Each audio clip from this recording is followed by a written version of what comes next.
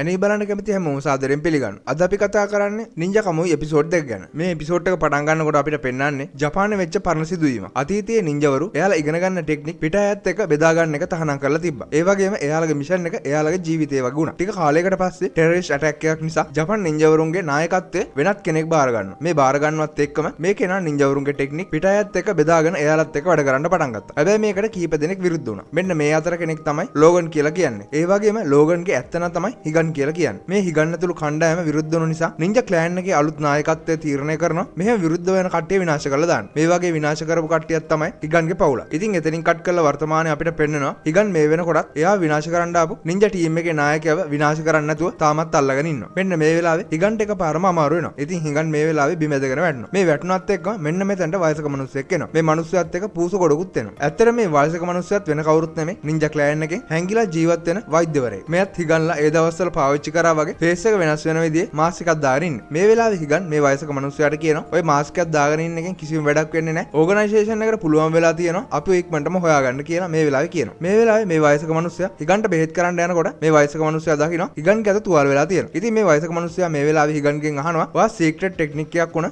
Stars of එවෙනස් එක පාවිච්චි කරා නේද කියලා. ඉතින් අය පාරක් මෙහෙම පාවිච්චි කරොත් අනිවාර්යයෙන්ම ඔයාගේ ජීවිතේට ලොකු හානියක් වෙන්න පුළුවන් කියලා මේ වයසක මිනිස්සයා කියනවා. ඔයාලට මතක ඇති හිගන් එකපාරම එයාගේ අතින් ඉදි කට්ටක් අරගෙන එයාගේ බොඩි එකට මැන ගන්නවා. මෙන්න මේ බොඩි එකට ඇන ගන්නවත් එක්කම එයාට එන පව එක තමයි මේ සීක්‍රට් ටෙක්නික් එක. ඉතින් මේ වෙලාවේ හිගන්ව අනිත් පැත්ත හරවලා බෙහෙත් කරන්න යන මේ වයසක මිනිස්සයා අයිත් දාගෙනවා. මේ වෙනකොටත් හිගන්ගේ පිටේ ලොකු කැපුම් පාරක් තියෙනවා. ඉතින් මේක දැකපු වයසක මිනිස්සයා මේ වෙලාවේ හිගන්ට කියනවා ඔයා තාමත් ජීවත් වෙලා ඉන්නකම හරිම පුදුමයි කියලා. මේ වෙලාවේ වයසක මිනිස්සයා හිගන්ට බෙහෙත් කරන්න පටන් ගන්නවා. ඒ වගේම මේ වෙලාවේ හිගන්ට කියනවා මේ තුවාල ඔක්කොම හොඳ වෙන්න දවස් 3-4ක් යයි කියලා. ඉතින් මේ වයසක මිනිස්සයා මෙන්න මේ වෙලාවේ එයාගේ බොඩි එකට කටුවකින් අයිනවා. මේ කටුවකින් අයිනවත් එක්කම හිගන්ට මේ වෙලාවේ සිහිය නැති වෙනවා. රෑ වෙලා හිගන් ඇහැරලා බලනකොට හිගන් දකින්නවා එයාගේ අකට බෙහෙත් කරලා වයසක මිනිස්සයා මෙතනින් පිටත් වෙලා තියෙනවා. හිගන් මේ වෙලාවේ එයාගේ බෑග් එක අරගෙන හොස්පිටල් එකේ පොලිසිය කෙනෙක් වුණ මයික් එයාට දුන්න කාඩ් එක අරගන්නවා. මෙහෙම අරගෙන මේක දිහා ටික වෙලාවක් බලලා ආපහු මල්ලට දාගන්න හිගන් ආපහු අර නින්ජා නායකයාට යනවා. ඉතින් අපිට පෙන්නනවා මෙහෙම ගියපු හිගන් මේ නින්ජා නායකයාට තුවාල කීපයක් ඇති කරලා වද හිංසා පමුණවන්න පටන් ගන්නවා. නින්ජා ටීම් එකේ නායකයා මේ වෙලාවේ හිගන්ට කියනවා නින්ජා කෙනෙක් කවදාවත් කොච්චර වද දුන්නත් එයාව කාටවත්ම පාවා දෙන්නේ නැහැ කියලා. ඉතින් හිගන් මේ වෙලාවේ ඒක දන්නවා කියලා එයාට ආයෙත් තුවාල කරලා මෙතනින් යන්න යනවා. මේ වගේ දවස් 3-4 හිගන් මේ විදිහට එක දිගටම මේ නින්ජා නායකයාට වද දෙන්න පටන් ගන්නවා. දවස් කීපයක් මෙහෙම ගෙවුනන් පස්සේ හිගන්ටත් හොඳ වෙනවා. අවසාන දවසේ හිගන් පෙට්‍රල් කෑන් එකක් උත් අරගෙන නින්ජා නායකයා ළඟට ඇවිදින් මේ වෙලාවේ මේ පෙට්‍රල් කෑන් එක මේ නින්ජා නායකයා ඇඟට දාලා ගිනි තියන්න තමයි හදන්නේ. ඉතින් මෙහෙම ගිනි තියන්න හදනකොටම මේ නින්ජා නායකයා හිගන්ට මතක් කරනවා එයාගේ බිරිඳ සහ ළමයා අවසානට එයාලගේ ජීවිතේ නින්ජා නායකයාගෙන් අයදපු විදිය. ඒ වගේම මේ නින්ජා නායකයා හිගන්ට කියනවා එයාගේ ළමයා බේරගන්න එයාගේ බිරිඳ කොයිතරම් සටනක් එයාත් එක කරාද කියලා. හිගන් මේ වෙලාවේ ගිනි කූරක් පත්තු කරලා මේ නින්ජා නායකයාට කියනවා මං ඒගොල්ලෝගේ මතකයන් ඔක්කොම ඔයත් එක්කම ගිනි තියලා දානවා කියලා. මේ වෙලාවේ ගිනි කූර මේ නින්ජා නායකයාගේ ඇඟට දාලා එයාගේ කතාව එතනම ඉවර කරලා දානවා. ඉතින් එතනින් ඒ සීන් එක කට් කරලා අපිට පෙන්නනවා මේ වෙලාවේ FBI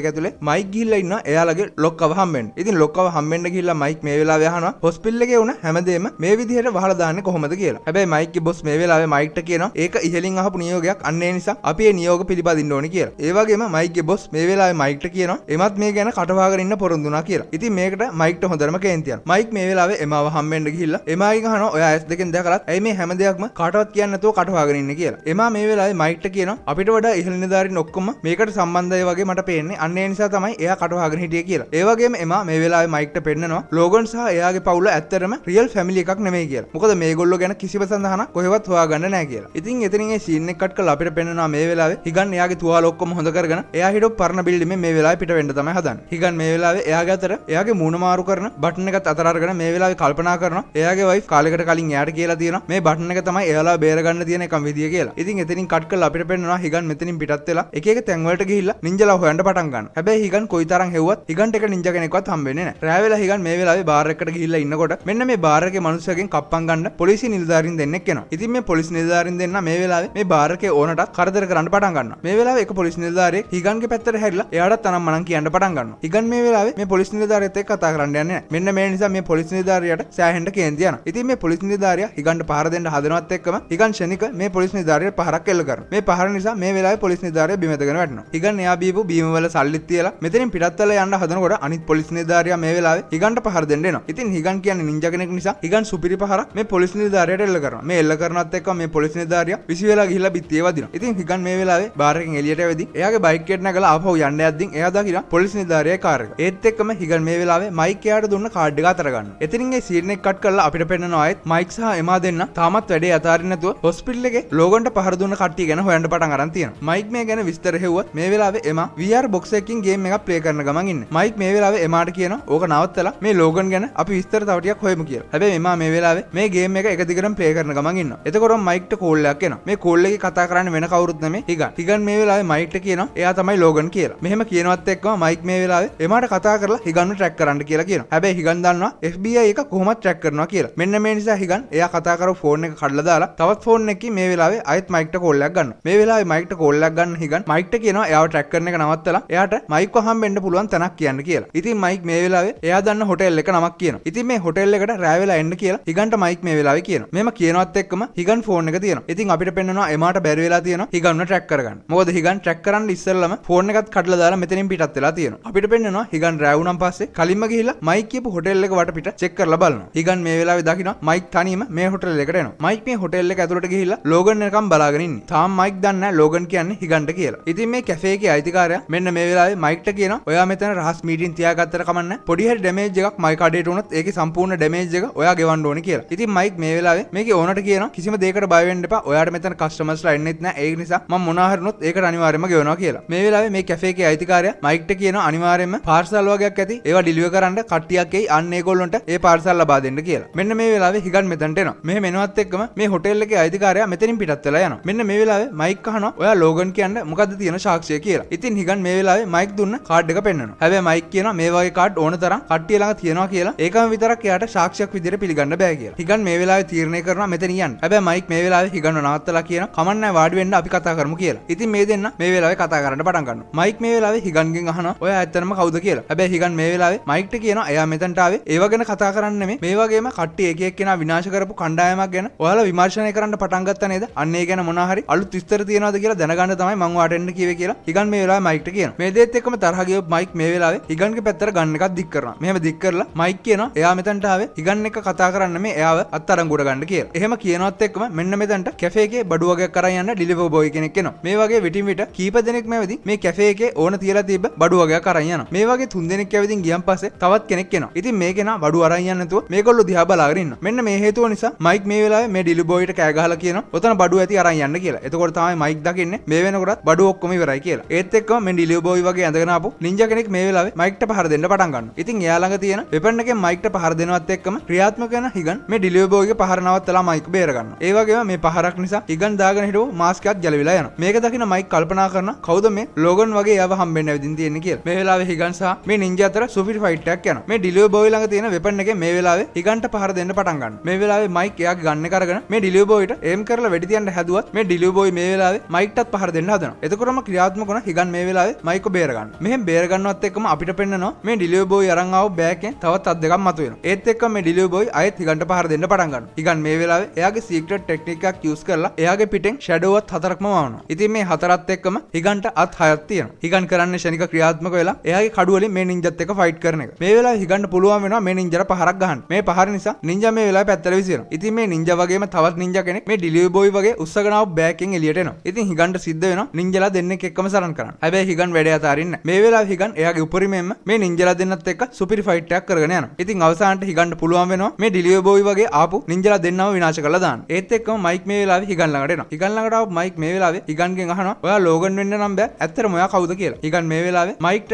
එයා අරන් ආපු ඔත්තම දාලා පෙන්නනවා. එයා මේ වෙනකන් ලෝගන් වගේ මාස්ක් එකක් දාගෙන හිටියේ කියලා. ඒ වගේම තමයි එයාගේ ෆැමිලි එකත් මේ වෙනකන් මේ නින්ජලාගෙන් ආරක්ෂා වෙන්න මේ වගේ මාස්ක් දාගෙන ජීවත් වුණේ කියලා මයික්ට මේ වෙලාවේ කියනවා. මෙහෙම කියනවත් එක්කම එකපාරම මේ හොටෙල් එක ළඟට ආපු කණ්ඩායමක් මේ දෙන්නට වෙඩි තියන්න පටන් ගන්නවා. ඉතින් හිගන් ශනික ක්‍රියාත්මක වෙලා මයික්වත් අරගෙන මේසයක් අස්සර වෙලා මේ පහරවල් වලින් බේරෙනවා. ඉතින් මෙහෙම වෙඩි තියලා ඉවරුණාන් පස්සේ හිගන් සහ මයික් නැගිටලා බලනකොට මේ ආපු සෙට් එකේ එක්කෙනෙක් මේ හොටෙල් එක පැත්තට RPG එකක් එම් කරගෙන ඉන්නවා. මේක දකින්නවත් එක්කම මේ දෙන්න ඉක්මනටම මෙතනින් පැන ගන්න උත්සාහ කරනවා. මේ කරනවත් එක්කම මේ කෙනා මේ RPG එකෙන් පහර දීලා මේ හොටෙල් එකම බිමට සමතර කරලා දානවා. හැබැයි මේ පහරින් බේරෙන්න මයික්ටයි හිගන්ටයි පුළුවන් වෙලා තියෙනවා. මේ ආපු කණ්ඩායම මේ වෙලාවේ මෙතනින් පිටත් වෙලා යනවත් එක්කම මයික් මෙතනින් එළියට එනවා. ඇවිදින් බලනවා කවුද මේක කරේ කියලා. හැබැයි මයික් දකිනවා මේ වෙනකොට හිගන් මෙතනින් පිටත් වෙලා තියෙන්නේ කියලා. එතකොට තමයි මයික්ටත් මතක් වෙන්නේ එයාට අනිවාර්යෙන් ලොකු අලාභයක් මේ කැෆේ එකේ ඕනට ගෙවන්න වෙනවා කියලා. ඒත් එක්කම අපිට පෙන්නනවා මේ වෙනකොට හිගන් මෙතනින් ඈතකට ගිහිල්ලා පොඩ්ඩ වෙලාවක් මයික් දිහා බලලා මෙතනින් පිටත් වෙලා යනවා. ඉතින් මයික් එයාලා විනාශ කරන්න ආපු ඩිලිවර් බොයිස්ලා පාවිච්චි කරපු වෙපන් එක දිහා බලනවා. ඉතින් මෙයා මේ වගේ වෙපන් එකක් කවදාවත්ම දැකලා නැහැ. මේ වෙලාවේ මයික් කල්පනා කරනවා මේ වගේ තාක්ෂණික වෙපන් එකක් හදන්න පුළුවන් කාටද කියලා. එතකොට මයික්ට නෝට් වෙනවා එයාගේ පිටිපස්සේ යන දැන්වීම. මේ දැන්වීම යන්නේ අල්සා කියන කම්පැනි එක ඇඩ් එකක්. මේ අල්සා කියන කම්පැනිය අලුත් ටෙක්නිකල් දේවල් හදන නිසා මේ වෙලාවේ මයික් ගේ අල්සා කියන කම්පැනිය දිහාට හැරෙනවා. ඉතින් මයික් සැක් කරනවා මේ වගේ තාක්ෂණික උපකරණයක් හදන්න නැත්තේ අනිවාර්යයෙන්ම මේ අල්සා කියන කම්පැනියෙන් කියලා. ඉතින් එතනින් ඒ සීන් එක කට් කරලා අපිට පෙන්නනවා හිගන්නෝ විනාශ කරන්න කියලා ඕඩර් එක දුන්න කෙනා. මෙන්න මේ කෙනා තමයි දැනට නින්ජාවරු හැමෝම හැන්ඩල් කරන්නේ. ඉතින් මෙතනට එන කෙනෙක් මේ වෙලාවේ මෙයාට කියනවා ඒ පහරින් හිගන් බේරුණා කියලා. මෙහෙම කියනවත් එක්කම මේ එපිසෝඩ් එක මෙතනින් ඉවර වෙනවා. අපි බලමු ඊළඟ එපිසෝඩ් එකේ මේ කෙනා කවුද කියලා වගේම හිගන්ට ඊළඟට කොයි වගේ නින්ජාවරුත් එක්ක හැප්පෙන්න වේද කියලා. ඉතින් ඊළඟ එපිසෝඩ් එකෙන් හම් වෙනකම් ඔයාලට සුබ දවසක් කියලා ප්‍රාර්ථනා කරනවා.